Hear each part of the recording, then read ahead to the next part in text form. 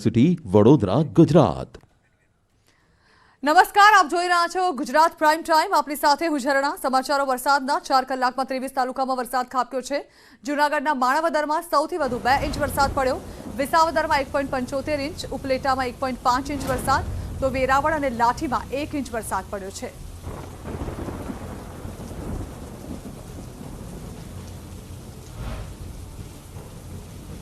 તો સૌરાષ્ટ્રમાં મોટાભાગના વિસ્તારોમાં વરસાદી માહોલ જોવા મળ્યો છે, જેમાં છેલ્લા 4 કલાકમાં 23 તાલુકાઓમાં વરસાદ ખાબક્યો, જેમાં જૂનાગઢના માણાવદરમાં સૌથી વધુ 2 ઇંચ વરસાદ ખાબક્યો છે। વિસાવદરમાં જે આંકડો સામે આવ્યો છે 1.75 ઇંચ વરસાદ અહીં પડ્યો છે। ઉપલેટામાં 1.5 ઇંચ વરસાદ ખાબક્યો, તો વેરાવળ અને લાઠીમાં 1 ઇંચ વરસાદ થયો છે। તો જૂનાગઢ જિલ્લામાં આજે પણ ઠેર ઠેર મેઘમહેર જોવા મળી। અનેક વિસ્તારમાં ધોધમાર વરસાદ વરસ્યો। વિસાવદરમાં ગાજવીજ સાથે અનરાધાર વરસાદ વરસ્યો। 1 કલાકમાં અહીં 2 ઇંચ વરસાદથી શહેરના રસ્તાઓ પર પાણી ફરી વળ્યા। કડાકા ભડાકા સાથે સાંજના સમયે વરસાદ થયો હતો। વિસાવદર શહેર ઉપરાંત ગ્રામ્ય વિસ્તારમાં પણ વરસાદ નોંધાયો, તો માણાવદરમાં પણ ધોધમાર 2 ઇંચ વરસાદ પડ્યો, જ્યારે કે જૂનાગઢ શહેર અને જિલ્લામાં હળવા વરસાદી ઝાપટા નોંધાયા।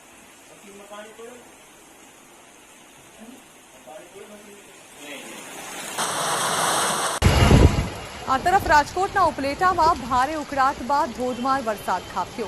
ઉપલેટા તાલુકાના ગણોદ, મિલાખા, મજેઠી, લાઠ, ભીમોરા, કુંઢેજ, કોલકી, ખાખીજાળિયા, સેવંતરા, મોટી પાનેલી સહિતના ગ્રામ્ય વિસ્તારમાં વરસાદ પડ્યો, તો ઉપલેટાના ગ્રામ્ય વિસ્તારમાં મેઘરાજાએ કાચું સોનું વરસાવતા ખેડૂતો ખુશખુશાલ જોવા મળ્યા। ગાજવીજ સાથે પડેલા ધોધમાર વરસાદથી વાતાવરણમાં ઠંડક પ્રસરી। શહેરી વિસ્તારમાં ધોધમાર વરસાદથી રોડ રસ્તાઓ પાણી થયા।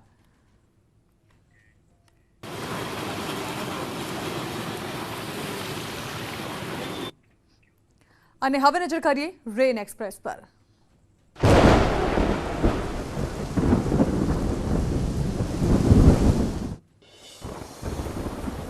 રાજ્યમાં ચોમાસું જામ્યું છે, ત્યારે મેઘરાજાએ આજે સૌરાષ્ટ્રના કેટલાક વિસ્તારોમાં ધમાકેદાર બેટિંગ કરી। રાજકોટના જેતપુરમાં બપોર બાદ ધોધમાર વરસાદ ખાબક્યો। ભારે પવન સાથે ગ્રામ્ય વિસ્તારોમાં વરસાદ વરસ્યો। જેતપુરના વીરપુર, મેવાસા, ઉમરાળી, પાંચપીપળા, પેઢલા, મંડલિકપુર સહિત ગ્રામ્ય વિસ્તારમાં ભારે પવન સાથે વરસાદ શરૂ થયો। તો રાજકોટના ધોરાજીમાં વરસાદની શરૂઆત થઈ। નાની માતર, ભૂતવડ, હરેણી, જમનાવડ, સુપેરીમાં વરસાદ પડ્યો। કાળા ડિબાંગ વાદળો સાથે ભારે વરસાદ ખાબકતા ખેડૂતોને રાહત થઈ। ગ્રામ્ય પંથકમાં વરસાદ થતા વાતાવરણમાં ઠંડક પ્રસરી। ગોંડલ શહેર તેમજ ગ્રામ્ય પંથકમાં વરસાદી વાતાવરણ જોવા મળ્યું। બપોરના 3 વાગ્યા બાદ એકાએક ગોંડલના વાતાવરણમાં પલટો આવ્યો। અચાનક ભારે પવન અને ગાજવીજ સાથે ધોધમાર વરસાદ વરસ્યો હતો। બીજી તરફ ગોંડલના ગ્રામ્ય પંથકમાં કોલીથડ પણ વરસાદી વાતાવરણ જોવા મળ્યું હતું। કોલીથડમાં ધોધમાર વરસાદ વરસવાને કારણે રસ્તાઓ પર પાણી ફરી વળ્યા હતા। તો ગીર સોમનાથ જિલ્લામાં સવારથી જ વરસાદી માહોલ હતો। વેરાવળમાં ભારે પવન સાથે વરસાદ વરસ્યો। ભારે વરસાદથી કેટલાક વિસ્તારોમાં વૃક્ષો ધરાશાયી થવાની પણ ઘટના બની હતી। તો આ તરફ જૂનાગઢમાં મેઘરાજાનું આગમન થયું। માળિયા હાટીનાના ગ્રામ્ય વિસ્તારમાં વરસાદ પડ્યો। જૂથળ, ગડોદર, પાણીધ્રા, લાઠોદરા, ગાગેજ સહિતના વિસ્તારમાં ગાજવીજ સાથે વરસાદ વરસ્યો। સકરાણા, વીરપુર, ચોટણી, વીડી લંબોરા સહિતના વિસ્તારમાં વરસાદ થયો, તો માંગરોળના ગ્રામ્ય પંથકમાં પણ મેઘમહેર થઈ। વીજળીના કડાકા સાથે વરસાદનું આગમન થતાં રસ્તા પર વરસાદી પાણી ફરી વળ્યા। બપોર બાદ મેઘસવારી ગીર સોમનાથ જિલ્લામાં આવી પહોંચી। સૂત્રાપાડા અને વેરાવળના ગ્રામ્ય વિસ્તારમાં ધોધમાર વરસાદ વરસ્યો, તો પ્રાચી તીર્થમાં સતત બીજા દિવસે મેઘરાજા મહેરબાન થયા।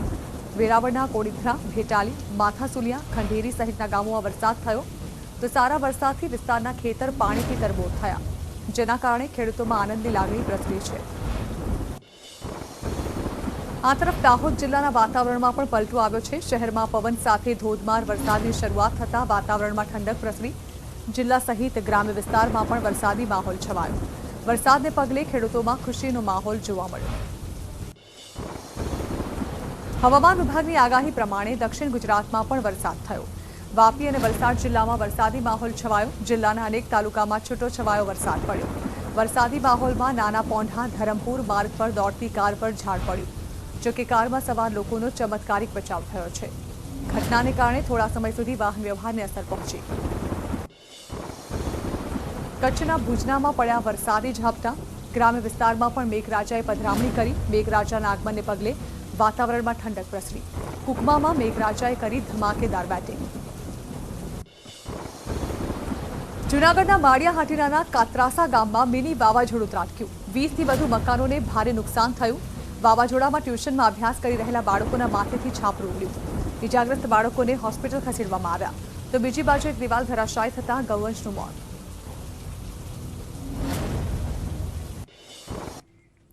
તો હવામાન વિભાગ વધુ 5 દિવસ રાજ્યમાં વરસાદની આગાહી કરી રહ્યું છે. આગામી 5 દિવસ સૌરાષ્ટ્ર અને દક્ષિણ ગુજરાતમાં વરસાદની આગાહી કરવામાં આવી છે. ગીર સોમનાથ, જૂનાગઢ, અમરેલી અને પોરબંદર તેમજ નવસારી અને વલસાડમાં ભારે વરસાદની આગાહી કરાઈ છે. ચોમાસાની લાઇન પોરબંદર સુધી પહોંચી હોવાની પણ વાત હવામાન વિભાગના વૈજ્ઞાનિકે કરી.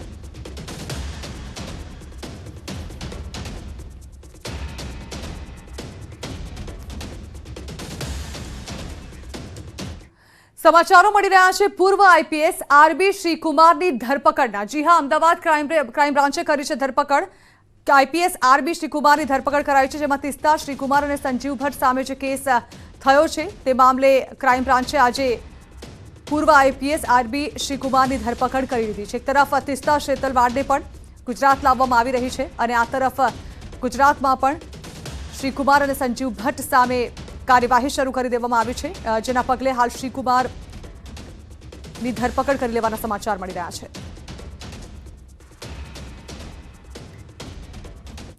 ગુજરાત વિરોધી માનસિકતા માટે પંકાયેલા તિસ્તા શેતલવાડની ગુજરાત એટીએસે અટકાયત કરી છે. તિસ્તા પર એનજીઓના નામે ફંડનો દુરુપયોગ કરવાનો આરોપ છે. મુંબઈ સ્થિત તિસ્તાના ઘરેથી અટકાયત કર્યા બાદ એટીએસની ટીમ ગુજરાત આવવા રવાના થઈ ચૂકી છે. ગુજરાત રમખાણ કેસમાં તેની ભૂમિકાને લઈને તપાસ થશે, કારણ કે સુપ્રીમ કોર્ટે પણ શુક્રવારે ઝાકિયા જાફરીની અરજી ફગાવતી વખતે તિસ્તાની ભૂમિકાને લઈને તપાસને જરૂરી ગણાવી હતી. કોર્ટે કહ્યું હતું કે જે લોકો કાયદા સાથે ખિલવાડ કરી રહ્યા છે તેમના વિરુદ્ધ પણ કાર્યવાહી થવી જોઈએ. અમદાવાદ ક્રાઇમ બ્રાન્ચે તિસ્તા ઉપરાંત પૂર્વ આઈપીએસ આરબી શ્રીકુમાર અને સંજીવ ભટ્ટ સામે પણ ફરિયાદ નોંધી છે. તિસ્તાએ 2002ના રમખાણો બાદ પીડિતોને ન્યાય અપાવવાના બહાને અલગ અલગ એનજીઓ મારફતે વિદેશી ફંડ ઉઘરાવીને રૂપિયાનો અંગત ઉપયોગ કર્યો હોવાનો આરોપ છે, જેના માટે તેણે બનાવટી દસ્તાવેજો પણ તૈયાર કર્યાનો આરોપ છે. અગાઉ તેનો અમદાવાદ ક્રાઇમ બ્રાન્ચ પર્દાફાશ કરી ચૂકી છે. હવે એટીએસની તપાસમાં મોટા ઘટસ્ફોટ થઈ શકે છે.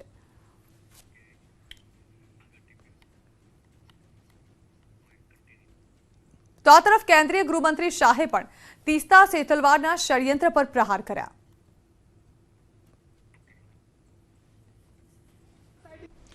कई सारे विक्टिम्स का एफिडेविट एनजीओ ने साइन कर दिए, विक्टिम को मालूम ही नहीं है.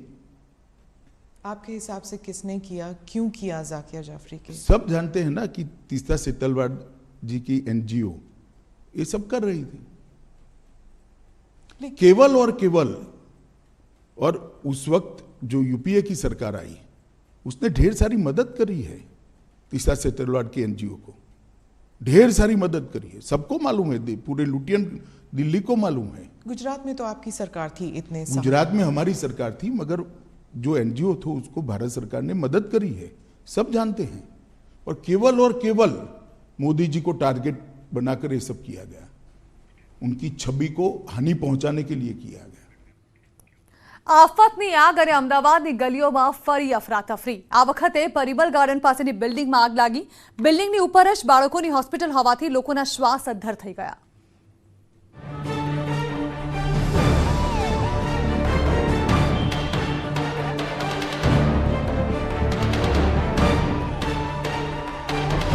ધુમાડાના ગોટે ગોટા.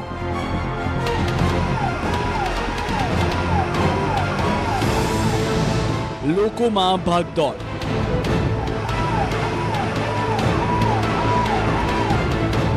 એમ્બ્યુલન્સના ડરામણા અવાજ.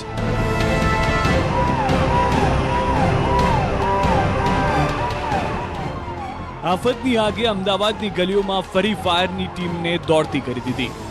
પરિમલ ગાર્ડન પાસે આવેલી બિલ્ડિંગમાં આગ લાગતા અફરાતફરી મચી ગઈ. આગ લાગતા ચિંતા એટલા માટે વધી કારણ કે આ બિલ્ડિંગમાં 3 થી 4 હોસ્પિટલ આવેલી છે, જેમાં એક બાળકોની પણ હોસ્પિટલ છે. ઘટનાની જાણ થતાં જ ફાયરની ટીમ પરિમલ ગાર્ડન તરફ દોડી આવી અને આગમાં ફસાયેલાઓનું રેસ્ક્યુ ઓપરેશન હાથ ધર્યું. આગનો ધુમાડો જોતામાં આખા કોમ્પ્લેક્સમાં ફેલાઈ ગયો. એવી પણ માહિતી હતી કે હોસ્પિટલમાં કેટલાક બાળકો પણ દાખલ છે, જેથી ફાયરની ટીમે ક્રેનની મદદથી નવજાત બાળકોનું દિલધડક રેસ્ક્યુ ઓપરેશન કર્યું. ધુમાડાના નીકળી રહેલા ગોટે ગોટા વચ્ચે ફાયરની ટીમ લોકોને બચાવવા મેદાને ઉતરી અને હોસ્પિટલમાં દાખલ 13 બાળકો સહિત લગભગ 100 લોકોને હેમખેમ બચાવી લીધા. 13 નાના બાળકો જે ચોથા માળે એપલ હોસ્પિટલ હતી તેમાં હતા. એ લોકો કોઈક વેન્ટિલેટર પર હતા કે કોઈ ઓક્સિજન પર હતા અને તેના સાથે તેના મા બાપ કે કોઈ રિલેટિવ હોય એમ કરીને ટોટલ એપ્રોક્સિમેટલી 100 જણાને સહી સલામત રીતે બહાર કાઢેલા છે. બિલ્ડિંગના 3જા માળે આવેલી એક ખાનગી ઓફિસના સર્વર રૂમમાં આગ લાગી હતી. ફાયર વિભાગના જણાવ્યા પ્રમાણે હોસ્પિટલમાં બાળકોનું રેસ્ક્યુ કરી તેમને સારવાર માટે બીજી હોસ્પિટલમાં ખસેડવામાં આવ્યા છે. બિલ્ડિંગમાં આગની ઘટના બાદ લોકોને ટેરેસ પર લઈ જવામાં આવ્યા હતા અને બાદમાં તેમને રેસ્ક્યુ કરી નીચે લવાયા. રેસ્ક્યુ કરીને સમય સૂચકતા વાપરીને તેમને ટેરેસના ભાગે એવેક્યુએટ કરી લેવામાં આવ્યા હતા. સાથે સાથે એરેલેટેડ પ્લેટફોર્મની મારફતે તેમને સર્ચ ઓપરેશન કરીને ગ્રાઉન્ડ ફ્લોર પર સહી સલામત રીતે નજીકની હોસ્પિટલમાં રવાના કરી દીધેલા છે.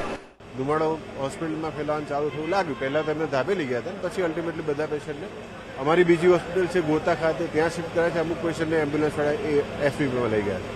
13 પેશન્ટ હતા અને એમના સગાને બધા મળી લગભગ 50 થી 70 લોકો હતા. ઓપીડીના પણ અમુક પેશન્ટ પણ બધાને સેફલી એમના પોતપોતાના સ્થાને પહોંચાડી શકાય. રેસ્ક્યુ બધા પેશન્ટ, કોઈને કંઈ ઇન્જરી હર્ટ કશું જ થયું.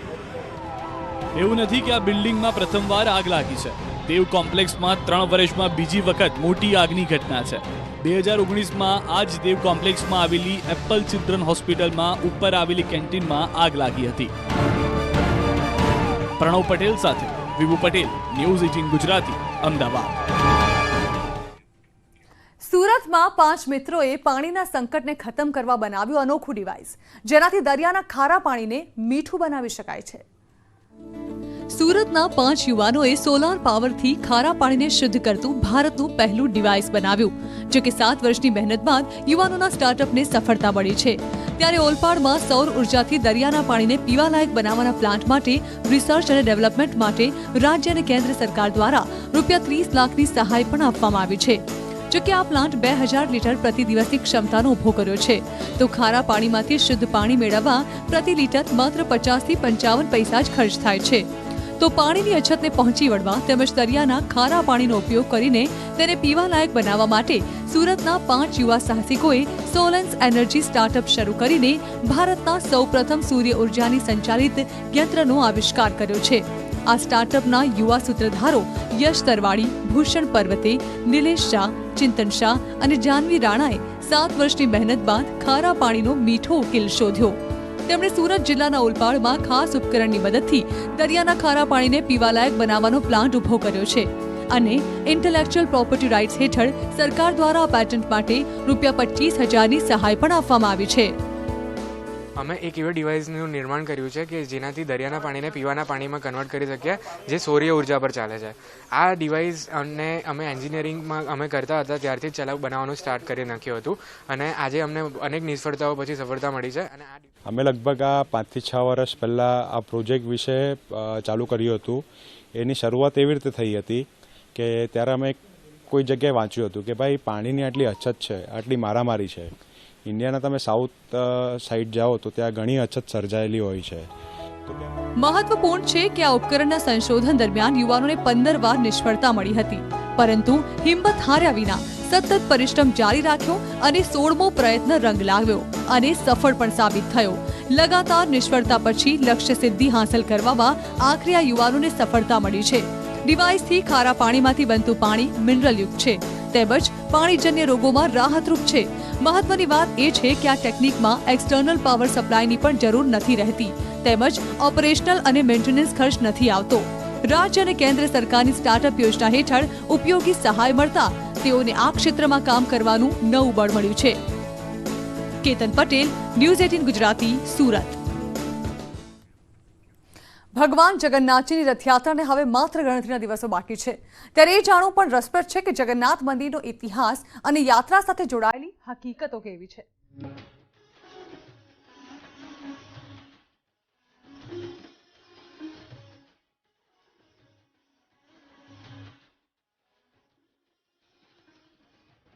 અમદાવાદ શહેરમાં આવેલા જગન્નાથ મંદિરનો 460 વર્ષ જૂનો ઇતિહાસ રહ્યો છે. અંગ્રેજોના વખતે પણ ભગવાન જગન્નાથની રથયાત્રા નીકળી હતી. મહંત નરસિંહદાસજીએ પ્રથમ વખત ઈસવીસન 1878ની અષાઢી બીજના દિવસે રથયાત્રાનો પ્રારંભ કર્યો હતો.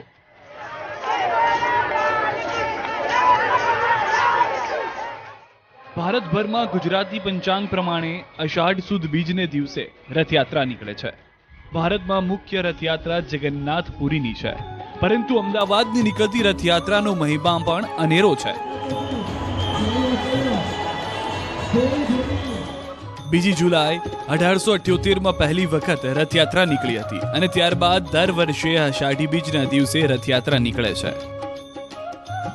ઇતિહાસમાં વર્ષોથી આપણી એક પરંપરા રહેલી છે. ભગવાન જગન્નાથજીનો બહુ જૂનો ઇતિહાસ રહેલો છે. આપ સૌ જાણો છો કે સારા ભારત વર્ષમાં અષાઢ સુદ બીજના દિવસે પ્રથમ નંબરે ઓરિસ્સાના ભગવાન જગન્નાથજીની યાત્રાનો આવતો હોય છે અને બીજા નંબરે આપણે કર્ણાવતી મહાનગરી અમદાવાદ ખાતે ગુજરાત ખાતે રથયાત્રાનો ઉત્સવ મનાવાતો હોય છે. 2020માં કોરોનાની મહામારીને કારણે રથયાત્રા નીકળી ન હતી અને 2021માં રથયાત્રા નીકળી તો ભક્તો જોડાઈ શક્યા ન હતા. પરંતુ હવે આ વર્ષે ધામધૂમથી રથયાત્રા નીકળશે. 2 વર્ષથી ભક્તો પણ રાહ જોઈ રહ્યા હતા કે ભગવાન નગરચર્યાએ નીકળે અને ભગવાનનું ભવ્ય સ્વાગત કરીએ. વિભુ પટેલ, ન્યૂઝ 18 ગુજરાતી, અમદાવાદ.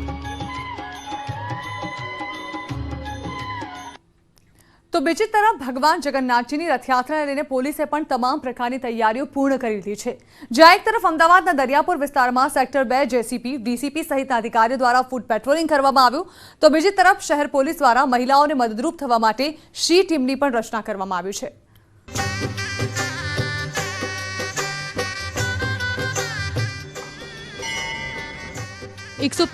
મી રથયાત્રાને લઈને તમામ તૈયારીઓને શહેર પોલીસ દ્વારા આખરી ઓપ આપવામાં આવી રહ્યો છે.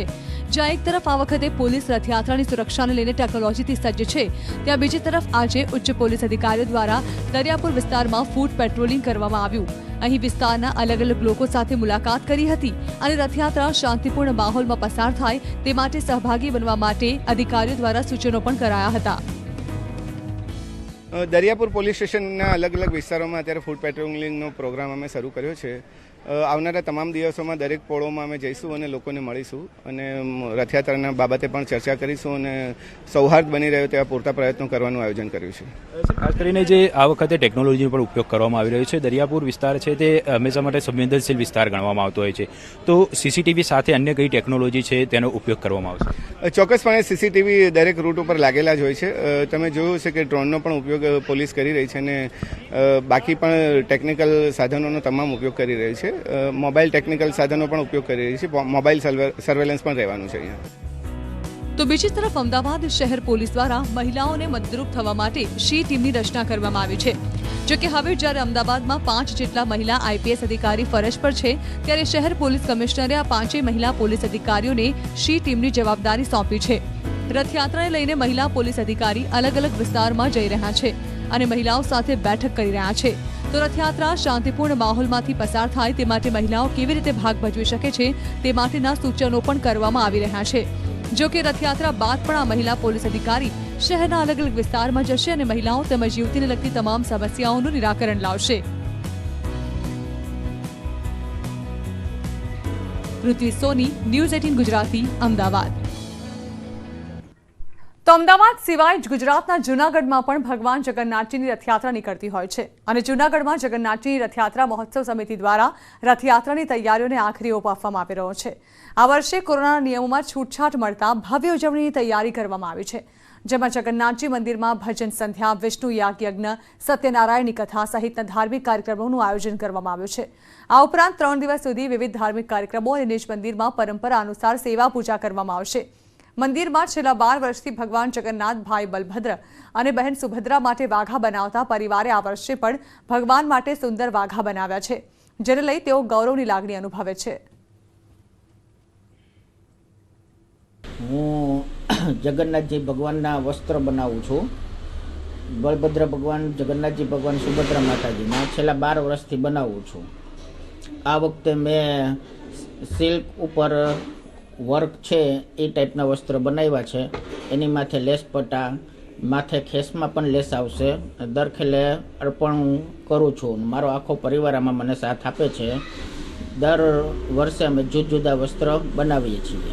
એમાં ખાસ કરીને રથયાત્રા પવિત્ર વિધિથી પ્રસ્થાન કરવામાં આવે છે, જે આપણા શહેરના પ્રથમ નાગરિક કહેવાય કે મેયર દ્વારા પવિત્ર વિધિ કરવામાં, જેમાં ચાંદીની સાવરણીથી રસ્તો સાફ કરી અને પવિત્ર વિધિ કરી અને ભગવાનની રથયાત્રા પ્રસ્થાન કરાવે છે. ત્યારબાદ ભાવિકો અને સાધુ સંતો પણ પવિત્ર વિધિમાં જોડાય છે અને ભગવાન જગન્નાથ ભગવાનની રથયાત્રા પ્રસ્થાન કરે છે. એકતાનગર ટેન્ટ સિટી ખાતે ફોરેન્સિક યુનિવર્સિટીની કોન્ફરન્સ યોજાઈ હતી, જેમાં ગૃહમંત્રી અમિત શાહ પણ હાજર રહ્યા. કાર્યક્રમમાં અજય મિશ્રા સહિત તેમજ 13 સાંસદો અધિકારીઓએ પણ ભાગ લીધો. દેશમાં ફોરેન્સિક લેબને અદ્યતન કેવી રીતે બનાવવી તે મુદ્દા અંગે ખાસ ચર્ચાઓ કરવામાં આવી. ફોરેન્સિક સાયન્સનો ક્રાઇમ ઇન્વેસ્ટિગેશનમાં ઉપયોગ કરવામાં આવે છે, ત્યારે નવી ટેકનોલોજીથી કઈ રીતે ઉકેલ મેળવવો તે અંગે પણ ચર્ચા કરાઈ.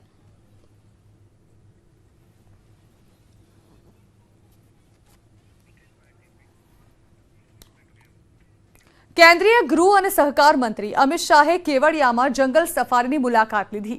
પરિવાર સાથે જંગલ સફારીની મુલાકાતે પહોંચેલા અમિત શાહ પોતાની પૌત્રીને જંગલ સફારીના પ્રાણીઓ અંગે માહિતી આપતા દેખાયા. પૌત્રી પર દાદાની આંગળી પકડીને જંગલ સફારીનો આનંદ લૂંટતી દેખાઈ. પોતાના કાર્યો અને જવાબદારીમાં હંમેશા ધીર ગંભીર રહેતા ગૃહમંત્રી દાદાની ભૂમિકામાં પૌત્રીને ઝીણવટભરી માહિતી આપતા દેખાયા. દ્વારકાના ખંભાળિયા ખાતે આવેલી સેન્ટ ઝેવિયર સ્કૂલની દાદાગીરી ફરી સામે આવી. સ્કૂલમાં પહેલા ધોરણમાં અભ્યાસ કરતા અને કિડનીની બીમારીથી પીડાતા બાળક સાથે શિક્ષક અમાનુષી વર્તન કરતા હોવાનો આરોપ લાગ્યો. કિડનીની બીમારી હોવા છતાં બાળકને લઘુશંકા માટે જવાની શિક્ષકે અનુમતિ ન આપી, જેને લઈને વાલીઓએ હોબાળો કર્યો. વિદ્યાર્થીના પિતાએ સેન્ટ ઝેવિયર્સના ફાધર તેમજ ટીચર વિરુદ્ધ ડીઈઓને ફરિયાદ કરી અને પોલીસમાં અરજી આપી. એબીવીપીને સાથે રાખી બાળકના પિતાએ શાળામાંથી એલસી કઢાવવા જતા શાળાના ફાધરે ગેટ બંધ કરી ધમકાવ્યા હોવાની ઘટના પણ સામે આવી છે. આ અંગે સીડબ્લ્યુસી ચેરમેને શિક્ષક સામે તપાસ અને કાર્યવાહીના આદેશ આપ્યા છે. મારા બાબાને બાથરૂમ લાગી તો એના ક્લાસ ટીચરને કીધું કે ભાઈ મને બાથરૂમ જવું છે, તો એને જવા ના દીધો. પછી 10-15 મિનિટ પછી અમે અહીંયા આવ્યા ને, અમને તેડાવ્યા એટલે તો આવીને મેં ટીચરને પૂછ્યું કે ભાઈ તમે કેમ એને જવા ના દીધું. તો એ લોકોએ એવું વર્તન કર્યું, ઉદ્ધતાઈથી વર્તન કર્યું અમારી યારે, અને તમારે જે થાય તે કરી લ્યો ને એવું કહી અને અમને રવાના કરી દીધા. સંસ્થાને બદનામ કરવા અને છોકરાઓને મોરલ ડાઉન કરવા માટે એ બધું પ્રક્રિયા થાય છે. એટલે એમાં બીજું કાંઈ નથી. આ નાનકડા બાતને આટલું મોટું કર્યું છે. છોકરાને ટોયલેટ પેન્ટમાં થઈ જતા, ત્યારબાદ ટીચરે આ છોકરા સામે અમાનુષ વર્તન દેખાયું હતું.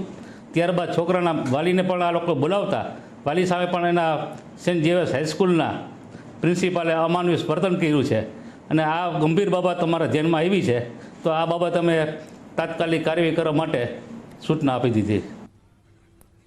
વડોદરાના સાવલીમાં મેગા જોબ ફેર યોજાયો. કેજે કેમ્પસમાં ડિપ્લોમા આઈટીઆઈમાં ઉત્તીર્ણ થયેલ વિદ્યાર્થીઓ અને વેકેન્સી ધરાવતી જાણીતી કંપનીઓની પ્રતિનિધિઓ વચ્ચે સેતુરૂપ જોબ ફેર યોજાયો, જેમાં ગુજરાતના અનેક જિલ્લામાંથી આવેલા વિદ્યાર્થીઓના ઇન્ટરવ્યુઝ થયા. એમજી મોટર્સ, સીએટ ફાયર, બંસલ ગ્રુપ, સારાભાઈ જીટીપીએલ જેવી કંપનીઓમાં 450 જેટલા વિદ્યાર્થીઓને નોકરીની ઓફર અપાઈ. અહીંયા આજે બોર્ડ આવવાનો પર્પઝ મેન એ છે કે અમારા દહેજ યુનિટ માટે સારા એવા લોકલ કેન્ડિડેટ અમને મળી શકે અને સારા એવા લોકલ એમ્પ્લોયમેન્ટ પણ વધે, એના માટે મેન અમારો પર્પઝ એ છે અને સારા કેન્ડિડેટ મળી શકે એ માટે અમે અહીંયા આવે છે. આઈટીઆઈ પાસ આઉટ સ્ટુડન્ટ છે, તેને વાર્ષિક અત્યારે ઇનિશિયલ પેકેજ 2 લાખ રૂપિયાનું ઓફર થયું છે.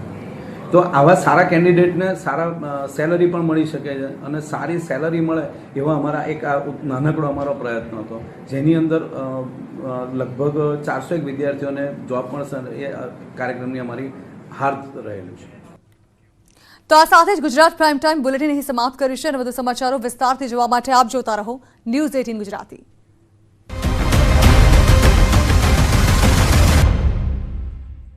સુહાના મસાલે